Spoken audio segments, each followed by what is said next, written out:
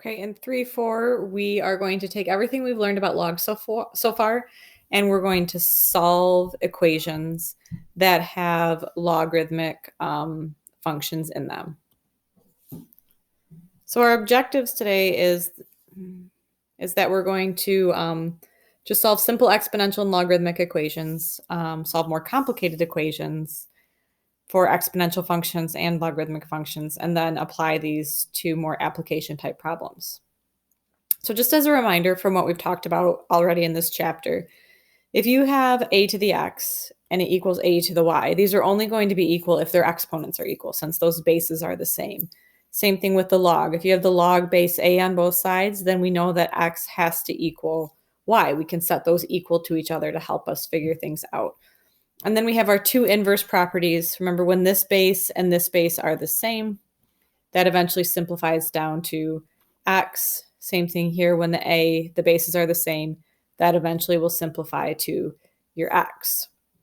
So when you're solving these equations, some strategies that you can apply is that you can rewrite the original equation in a form that allows you to use maybe one of the one-to-one properties, or allows you to rewrite an exponential function in log form, and then you could apply an inverse property. Or you could rewrite a log function in exponential form and apply an inverse property. So we'll kind of go through all those different types of scenarios. But the first example has a lot of parts to it, as you can see. A lot of this has been rewritten. So the idea is maybe to try to rewrite things so you can use one of the properties. So for A, when we have 2 to the x equals 32, instead of 32, we changed 32 to 2 to the 5th, right? We could create that same base. And so using that first property, then we know that x has to equal 5, since 2 to the x equals 2 to the 5th. For B, we have the log base 4 of x minus the log base 4 of 8 equals 0. So we could add that log base 4 of 8 to both sides. And so then here we have the same log, so we know that x has to equal 8. We could do that same thing in part C where we're subtracting. We could add the natural log of 3 to both sides. So in this case, we know that x has to equal 3. For part D, we are rewriting both of these as a base 3. So 1/3 can be written as, so this right here could be written as 3 to the negative 1. And then it's still raised to the x. So that's how we get 3 to the negative x. 9 could be written as 3 squared. So since we have that same base, we know that negative x has to equal 2, which would mean that x would have to equal negative 2. If we look at the next one, we could create something where we're able to pull that x out of the exponent. So here where you have e to the x equals 7, we could take the natural log of both sides, which would give us the natural log of e to the x equals the natural log of 7. That x comes down to the front. So we have x natural log e equals natural log 7, right? We know that the natural log of e is 1. So we are left with x equals the natural log of 7. For f, what we're going to do to simplify these is we can apply our property where we raise e to each of these powers. So we have e to the natural log of x equals e to the negative 3. When we have e to the natural log of x, again, we have those same bases.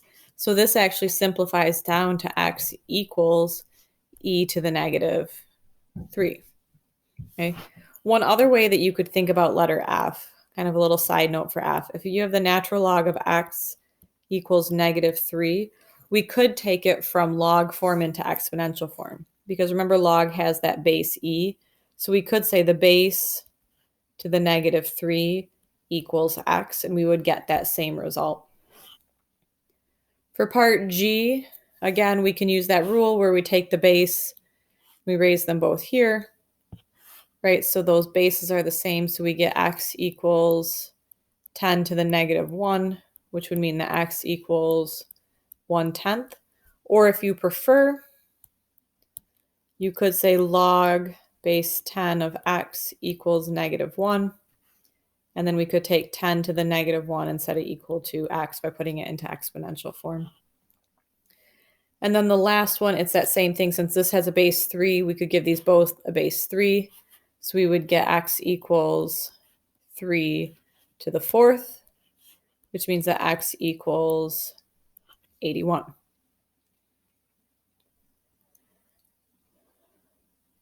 So here we have a couple equations.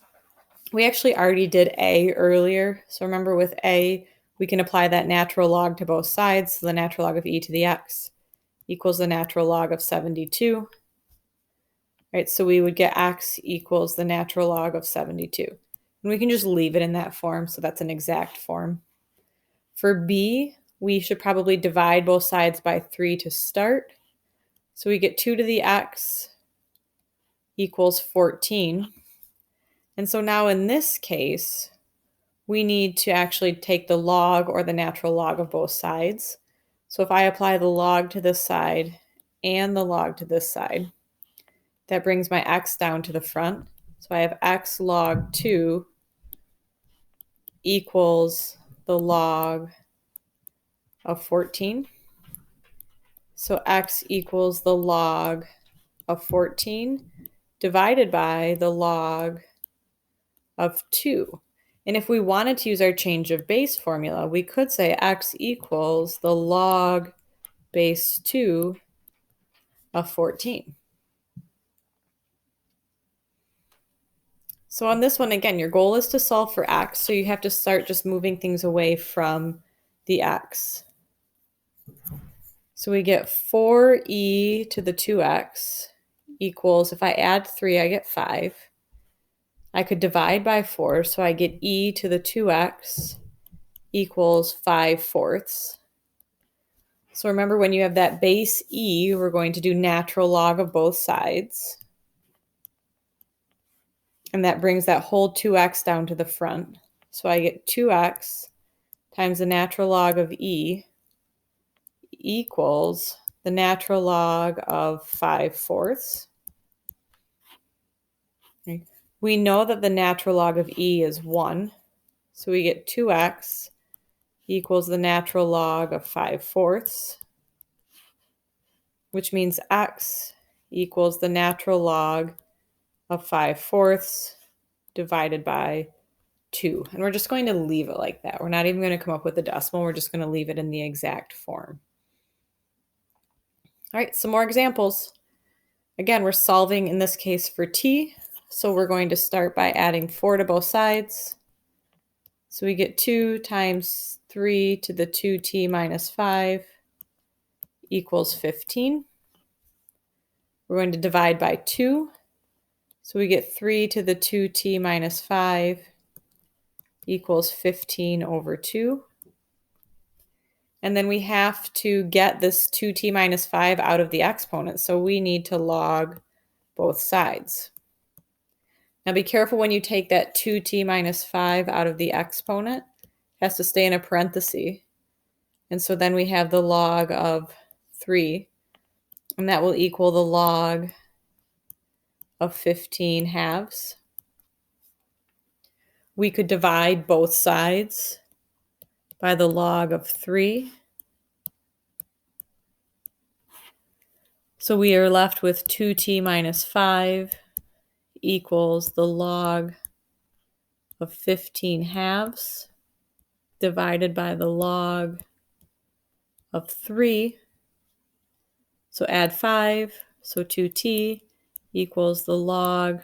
And really, if we wanted to, we could go change a base. So the log base 3 of 15 halves, just to simplify it a little bit, and add that 5, and then divide by 2. So t equals the log base 3 of 15 halves plus 5 divided by 2. And again, leave it. Don't even give me the decimal unless it asks for it. You can just leave it in that exact form. All right, so this next one is a little bit tricky because we're going to solve it, and it's like a quadratic in this case. So we're going to do a little substitution. And if we let u equal e to the x, if we were to substitute in, This e to the 2x is just like e to the x squared minus 3e to the x plus 2 equals 0. So if we subbed in, we would have u squared minus 3u plus 2 equals 0. And now we have this quadratic. And if we factor this, it would factor into u minus 2 times u minus 1 equals 0. So we would get u minus 2 equals 0. U minus 1 equals 0. So u equals 2 or u equals 1. But we did that u substitution to make it simpler. So now we have to actually substitute the e to the x back in. So e to the x equals 2 and e to the x equals 1. And then we can apply our rules. So we could take the natural log of both sides. So we would get x equals the natural log of 2. And here, if we did the natural log of both sides, we would get x equals the natural log of 1. And we know that the natural log of 1 is actually 0. So our two solutions would be x equals natural log of 2 and x equals 0. All right, so to solve your logarithmic equation, if it's in log form, sometimes we'll put it into that exponential form. Okay, so it's called exponentiating both sides of the equation. So here, if we do that, to solve this one, we could subtract 5 from both sides. So we get 2 times the natural log of x equals negative 1. Divide by 2, so the natural log of x equals negative 1/2. And then let's put it into exponential form. So let's take the base, which is e, and we'll say e to the negative 1/2 equals x. And that's your answer. That's what x equals. Okay. And then this one, when we have to check for extraneous solutions. So sometimes we'll get solutions that don't actually work. And so we'll need to go back and check for those. Because remember, with the domain of your log, it has to be all positive numbers. We can't take logs of negatives. So we're going to use our rule here, where when we're adding two natural logs, we can combine them into a single natural log and multiply. So we could say the natural log of x minus 2 times 2x minus 3. And that's going to equal, and I'm going to move this 2 up to my exponent. So I'm going to say the natural log of x squared. So again, think back to your rules. When we're taking the natural log of one quantity and it has to equal the natural log of another quantity, we can set those quantities equal to each other. So we know then that x minus 2 times 2x minus 3 has to equal x squared. If we FOILed this out, we would get 2x squared minus 3x minus 4x plus 6 equals x squared. And if we move everything to one side and set it equal to 0, we'll get x squared minus 7x plus 6 equals 0. So now we have this quadratic, which factors into x minus 6 times x minus 1. Right, so for our solutions, we get solutions of x equals 6 and x equals 1. But now here's the issue. If we go back to our original equation, if we plug a 1 in right here, we would get the natural log of 1 minus 2 plus the natural log of 2 times 1 minus 3 equals 2 times the natural log of 1. Right? And if you simplify, you get the natural log of negative 1 plus the natural log of negative 1 equals 2 times the natural log of 1. Okay, the issue here is we can't take logs and natural logs of negatives. So what we find out is that 1 is an extraneous solution, and we don't include that in our answers. And so we would say our only answer then is that x equals 6. For this next example, we're going to talk about what do you do when they don't necessarily give you the same amount of information. And it says you have $500 in an account that pays 6.75% compounded continuously. So remember, continuously, we use our PERT equation, PE to the RT. How long would it take for your money to double? So if we deposit 500, in order for our money to double, we need to end up with 1,000. So we're going to end up with 1,000. If we start with 500, e to the 0.0675 times t. So we're going to use logs to solve this rather than graphing. So what we're going to do is divide by 500. So we get 2 equals e to the 0.0675 t. Right? And when we have that base e, what we'll do is we'll take the natural log of both sides, because that will pull this whole quantity out of the exponent and down in front. So we'll get the natural log of 2 equals 0.0675 t times the natural log of e. We know the natural log of e is 1. So we have the natural log of 2 equals 0.0675 t.